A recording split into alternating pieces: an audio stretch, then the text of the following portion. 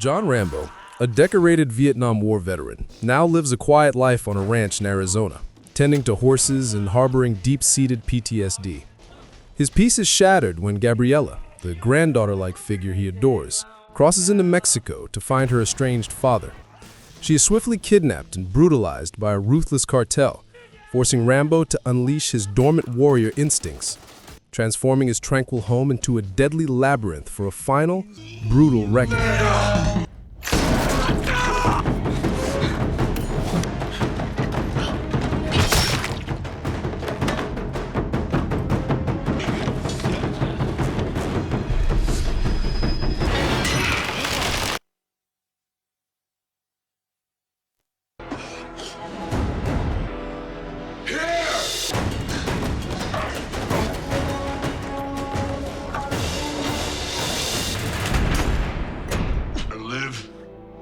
Fuck!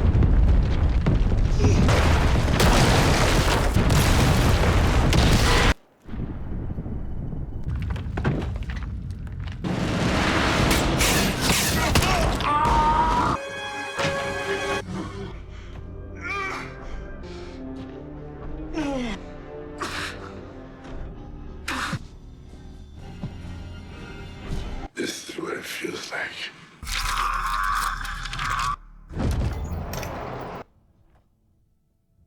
Are to be expected. This is rescue ops. Come on, boy! Storm's picking up. 10-3. Over. Where's that volunteer on horseback? He's not on...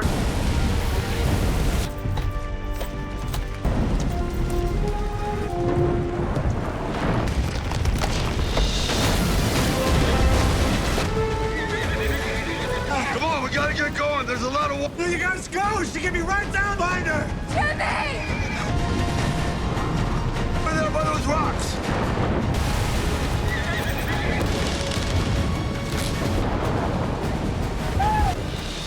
Are we gonna die?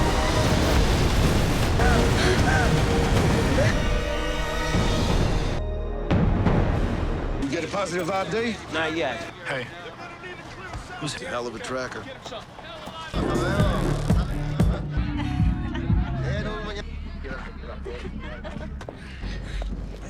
Esa pinche morra, cabrón. ¿Dónde está? Telling me where she is or I'll break you.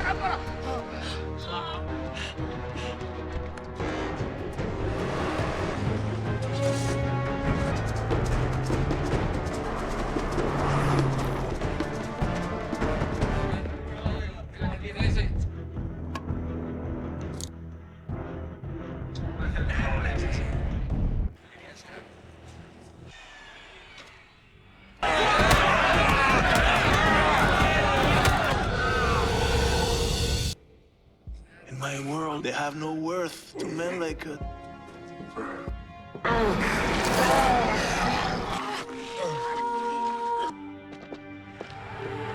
¿Te va a gustar?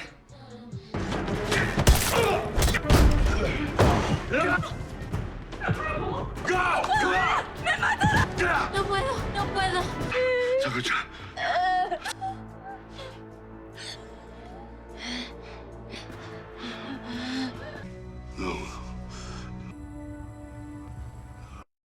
Hey guys, today we are diving headfirst into the blood-soaked, emotionally charged final chapter of a true action legend, Rambo: Last Blood. Get ready, because this one doesn't pull any punches, and neither will I, as we explore every bone-crunching, explosion-laden moment. It's a wild ride, from the quiet solitude of a ranch to the brutal heart of a cartel war, and then back again for a grand finale that would make any home security system jealous. If you had a good time with this, a like and a subscribe is a free way to help me keep making more. The film opens with a visceral scene that immediately reminds us who Rambo is, even after all these years. We're in the mountains, a torrential downpour lashing down, thunder rumbling deep in the canyons, and Rambo, now older, with his signature weathered face and steely gaze, is on a rescue mission.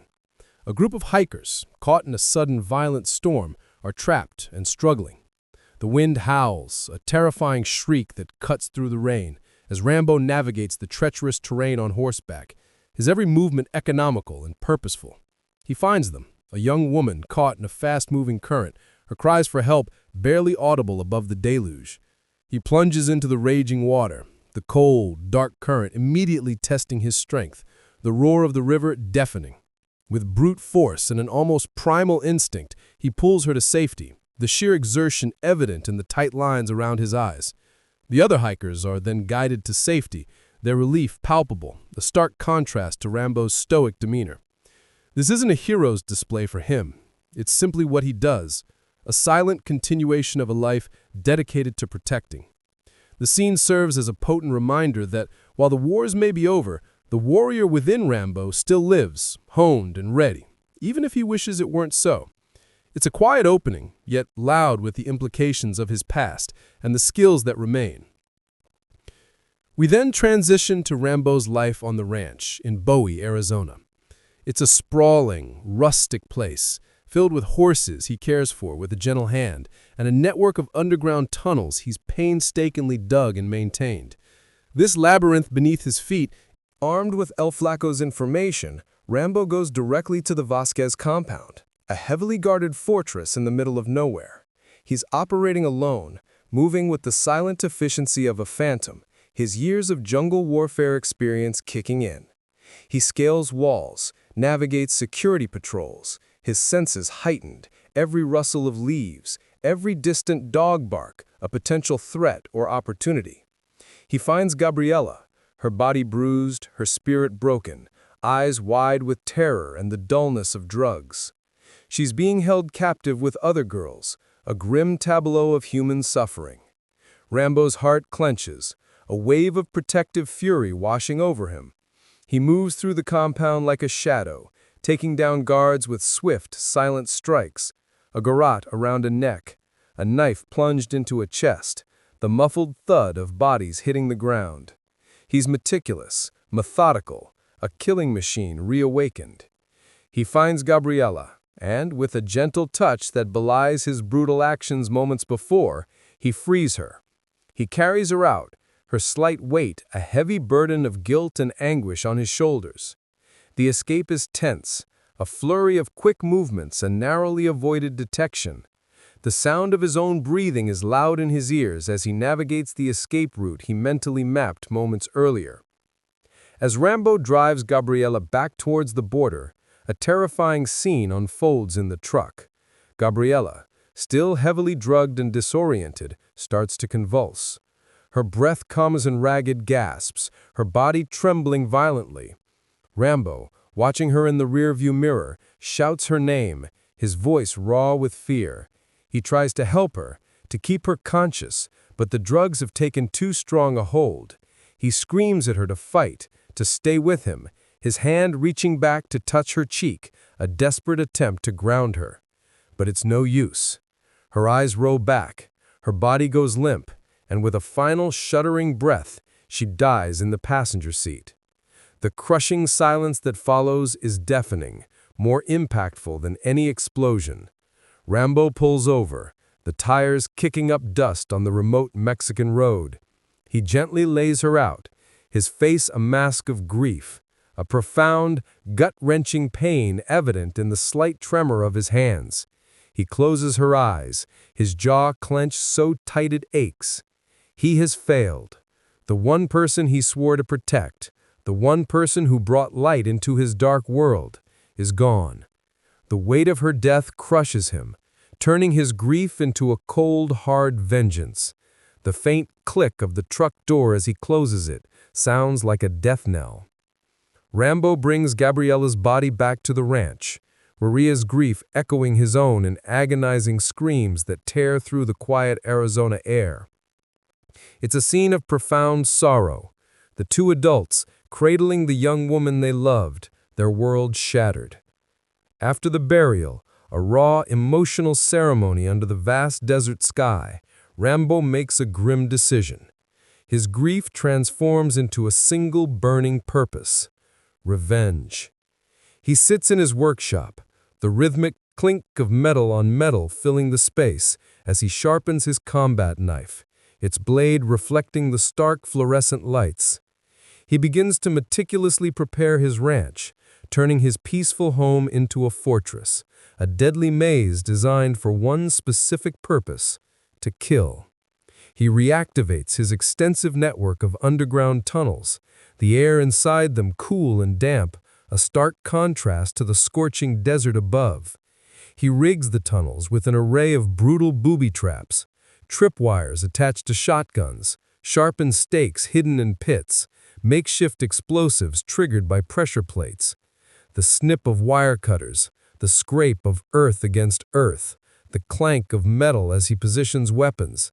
Each sound is a testament to his grim determination.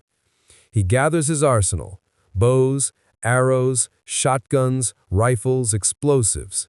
He digs trenches, sets up barricades, covers potential entry points with camouflage netting. The ranch is no longer a home.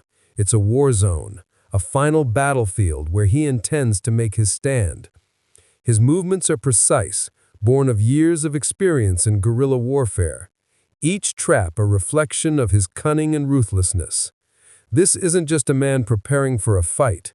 This is a warrior constructing his final, most personal, and most deadly hunting ground.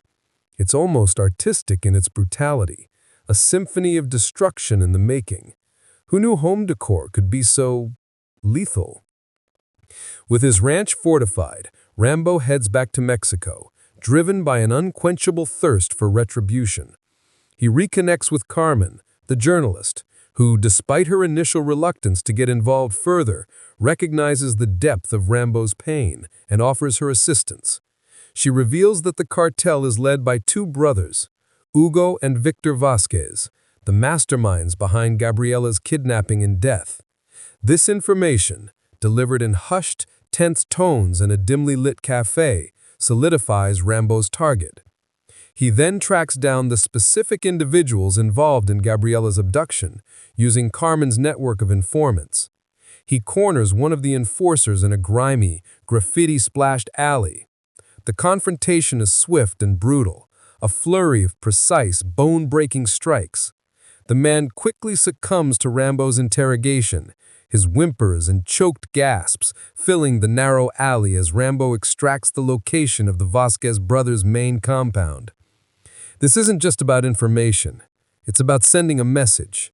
Each punch, each twist, is a release of the immense, simmering rage within him. His desperate pleas are ignored, his fear a delicious taste of what's to come for the rest of them. The metallic tang of fear and desperation hangs heavy in the air. Rambo launches his assault on the Vasquez brothers' compound. This isn't a stealth mission. This is a full-scale one-man invasion. He approaches under the cover of night, the distant sounds of the city muffled by the surrounding wilderness.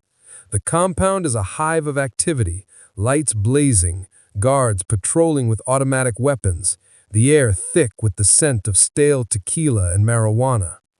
He moves with deadly purpose, his footsteps silent on the rough ground.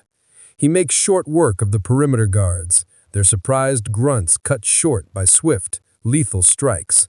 A knife finds a throat, a neck snaps with a sickening crack, a body slumps silently to the ground. He breaches the compound, moving from shadow to shadow, an unstoppable force of vengeance. Gunfights erupt in rapid succession. The pop, pop, pop of Rambo's silenced pistol contrasts sharply with the deafening rat-a-tat-tat of the cartel's automatic rifles. He uses cover expertly, rolling behind crates, ducking behind walls, always advancing, always aiming for vital targets. He's a blur of motion, dispatching multiple enemies with chilling efficiency. The thud of a body, the clatter of a dropped weapon, the gurgle of a dying man. These are the only sounds he registers, an almost rhythmic symphony of violence. He's looking for the Vasquez brothers, cutting through their ranks like a reaper. He kicks open doors, storms through rooms, guns blazing, the recoil of his shotgun a familiar kick against his shoulder. The cartel members, though numerous, are disorganized, caught off guard by the sheer ferocity of his assault.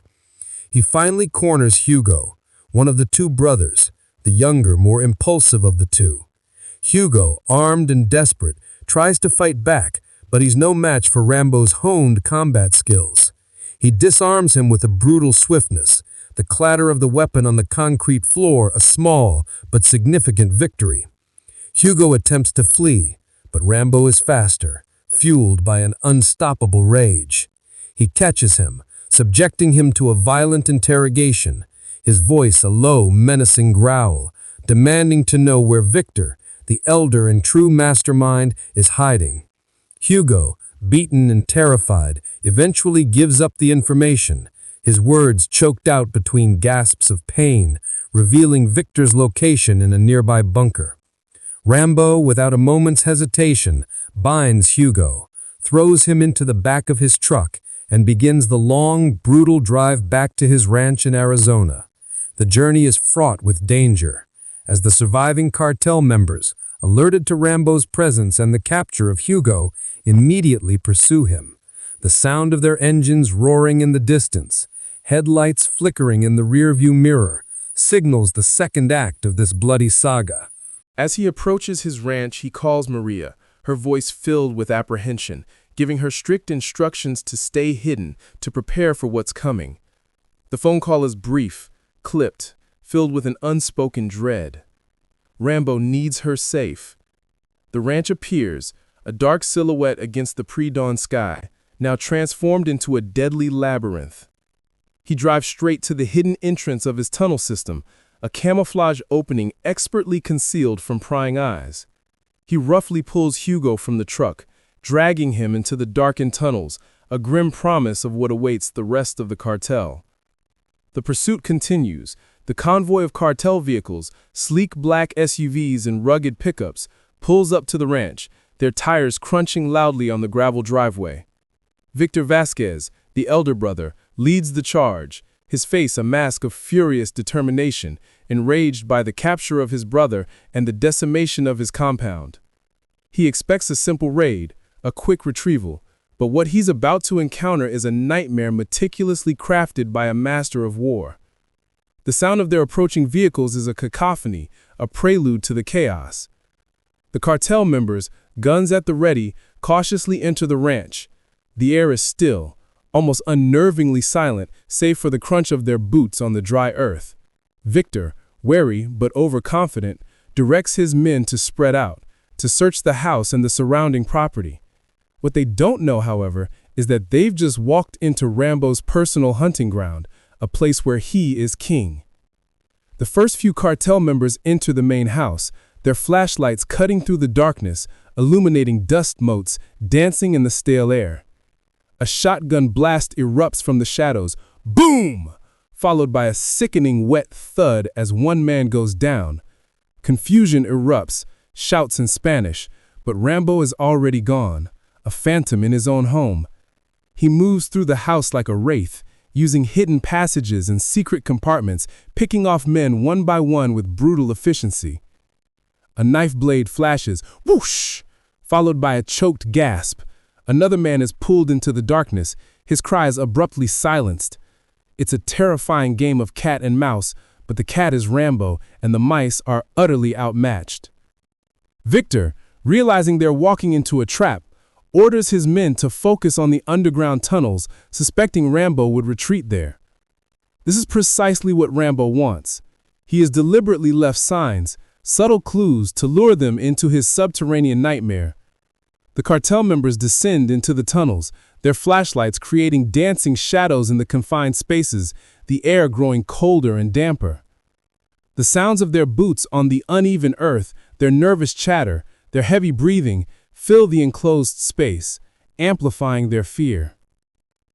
The first trap is sprung with a chilling suddenness. A tripwire, almost invisible in the gloom, is hit, triggering a hidden shotgun. Blam!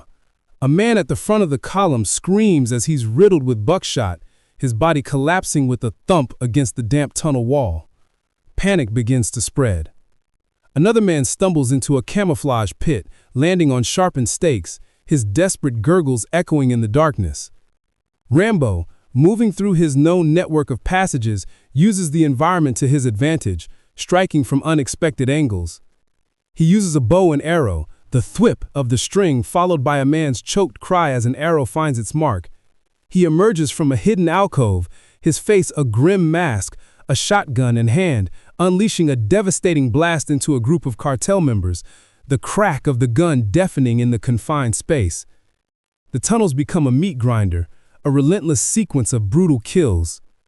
Rambo uses a series of explosive charges, planting them strategically, the whoosh, boom of each detonation sending shockwaves through the earth, collapsing sections of the tunnel, burying men alive.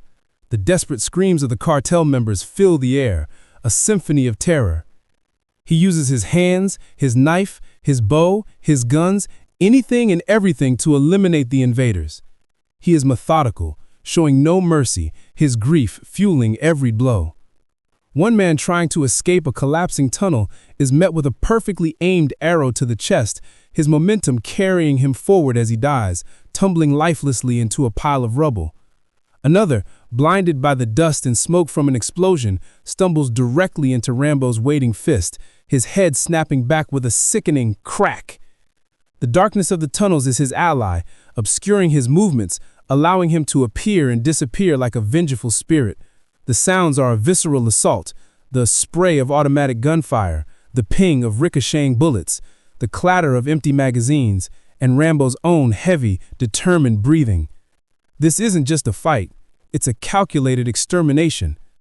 Victor Vasquez, now realizing the full horror of the situation, attempts to rally his remaining men, screaming orders, his voice hoarse with rage and fear. But their numbers are dwindling rapidly, and their morale is shattered. They're disoriented, trapped in Rambo's carefully constructed death trap. Rambo, meanwhile, is moving towards his final target, Victor. He engages in a fierce, hand-to-hand combat sequence with several cartel members, their frantic punches and kicks met with his unyielding defense and brutal counterattacks. He takes hits, grunting with effort, but his resolve never wavers. The thud of a boot connecting with a rib, the smash of a head against a rock, these are the harsh realities of the fight. He throws one man into a pit of sharpened stakes, the gasp of air leaving the man's lungs as he's impaled. Another, disarmed, his own machete turned against him with a swift, deadly slice.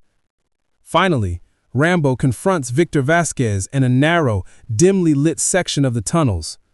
Victor, armed with a pistol, fires wildly, the shots echoing deafeningly. Rambo ducks and weaves, seemingly impervious to fear, a man possessed. He closes the distance, disarming Victor with a powerful blow that sends the pistol clattering against the rock wall. The fight is primal, brutal, fueled by Rambo's raw grief and Victor's desperate fury. Punches land with sickening thuds, grunts of pain escape both men. Rambo is the stronger, more skilled fighter, his movements honed by decades of combat. He corners Victor, his hand clamping around the cartel leader's throat, lifting him off the ground, a chilling display of strength. Victor struggles, his feet kicking uselessly, his eyes wide with terror. Rambo, his face a mask of cold fury, speaks in a low, guttural voice, telling Victor that he killed Gabrielle, and now he will die. The air crackles with tension, the sounds of their struggle filling the confined space. This isn't about survival anymore. It's about retribution, a promise kept. Rambo drags a battered, screaming Victor Vasquez into his barn, a dimly lit, dusty space that now serves as his personal torture chamber. He ties Victor to a post, his movements precise and unyielding. Victor, terrified, begs for his life, his voice a frantic mixture of pleas and threats. Rambo ignores him, his focus unwavering. He retrieves his combat knife, its blade glinting ominously in the sparse light. He then proceeds to meticulously, graphically, and agonizingly dismember Victor, ensuring that every cut, every move is designed to inflict maximum pain and prolong his suffering. The barn is filled with Victor's agonizing screams, his desperate pleas turning into choked gasps and gurgles, the sounds of his suffering echoing off the wooden walls. The squish of flesh, the snap of bone, the metallic ping of the blade against the post. These create a horrific symphony of vengeance. Rambo, his face devoid of emotion, continues his grim work, his breathing heavy but controlled, his eyes fixed on his task. He methodically extracts Victor's heart, a gruesome, symbolic act of ultimate revenge for Gabriella's death. This is not just killing. This is a dismantling, a complete annihilation of the man who took everything from him. After the brutal dispatch of Victor, Rambo collapses onto his porch swing. The metallic creak of the chain, a stark punctuation to the silence. His body is riddled with wounds, cuts, bruises, a deep gash on his side. He clutches his abdomen, his white t-shirt stained crimson, a visual testament to the savage battle he's just fought. His breathing is shallow, ragged, each inhale a painful effort. He sits there, utterly exhausted, watching the sunrise paint the desert sky in hues of orange and purple. The sounds of birds chirping, the distant whinny of a horse, the gentle rustle of the wind. These peaceful ranch sounds are a stark contrast to the violence that has just transpired. His gaze is distant, unfocused, lost in the quiet contemplation of his actions. He's achieved his vengeance, but at what cost? The emptiness in his eyes speaks volumes. He's won the war, but he's lost so much in the process. He knows he can never truly escape the shadow of his past, the warrior he is. He stands up, slowly, painfully, and limps back into his barn, the gruesome evidence of his final act of retribution still fresh. He sits down, picks up a rag, and begins to clean his combat knife. The repetitive motion, a familiar, almost ritualistic act of the soldier tending his weapon.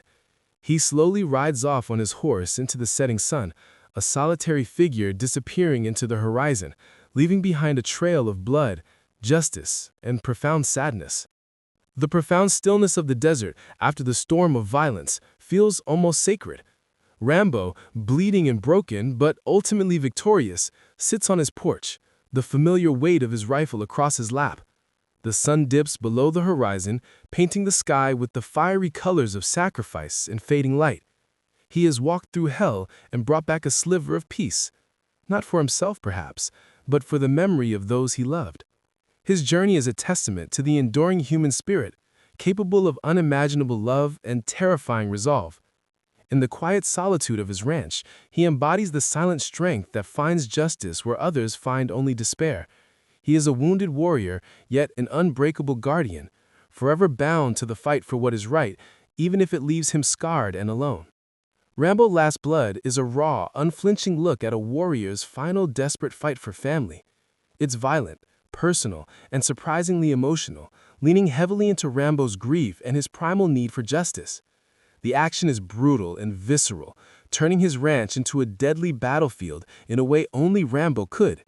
It's a fittingly dark end for a character who has always lived on the fringes of society, reminding us that some wounds never truly heal. They just lie dormant until provoked.